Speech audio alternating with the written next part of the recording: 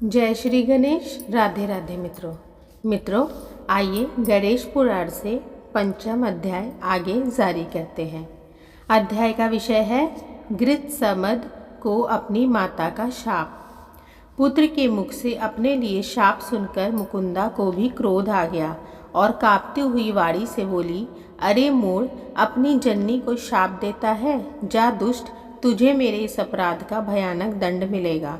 तुझे अत्यंत भयंकर महाबली पुत्र की प्राप्ति होगी, जिसके घोर अत्याचारों से समस्त संसार क्षुब्ध हो जाएगा। गृत्समद जानते थे कि माता का शाप निष्फल नहीं होगा, अतः वे घर से निकलकर पुष्पक वन में गए। मार्ग में उन्होंने आकाशवाणी सुनी कि तुम राजा रुक्मांगद के नहीं, इंद्र के पुत्र हो। वे पुष्पक वन स्थित एक वयोवृद्ध एवं वीतराग महर्षि के आश्रम में पहुँचे, जिन्होंने उन्हें गणेश आराधना का उपदेश दिया। अब गृत्समद ने घोर तप आरंभ किया। वरदेश्वर गणनाथ का ध्यान करते हुए वे एक पांव के अंगूठे के बल पर खड़े रहे। जिह्वा पर गणेश्वर का ही नाम रहता। इस प्रकार घोर तपस्या करते हुए उन्हें 1000 वर्ष व्यतीत हो गए, किंतु उपासना सफल नहीं हुई। तब उन्होंने और भी कठोर व्रत लिया। केवल एक जीर्ण पत्ता पाते हुए भी 15,000 वर्ष व्यतीत कर दिए। अंत में भक्त वत्सल भगवान गजानन को आना ही पड़ा। वे व्यास, उस समय उनका तेज हजारों सूर्य के समान था। मस्तक पर चंद्रमा और कंठ में विशाल कमल नाल, बड़े बड़े तालपत्र के समान कानों में कुंडल सुशोभित थे।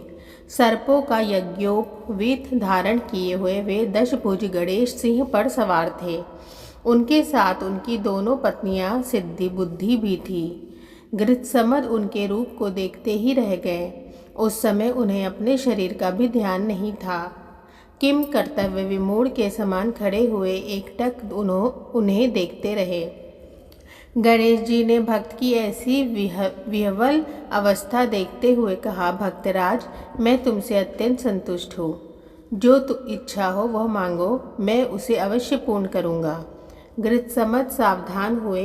उन्होंने साष्टांग प्रणाम कर निवेदन किया, प्रभु, यह मेरा सौभाग्य ही है कि मुझे आपके मंगलमय दर्शन प्राप्त हुए हैं।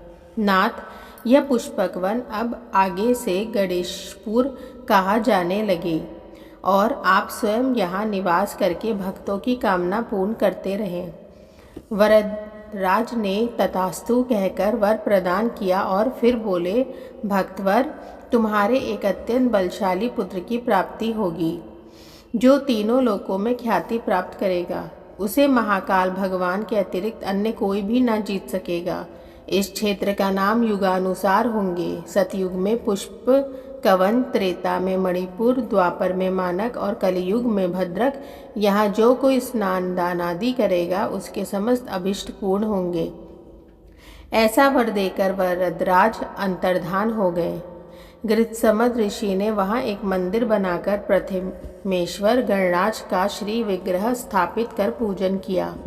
आगे चलकर गणेश जी के नाम पर उस स्थान का नाम भी वरद हो गया। मित्रों, इस प्रकार गणेश पुराण से पंचम अध्याय अभी यहीं पर रोकते हैं।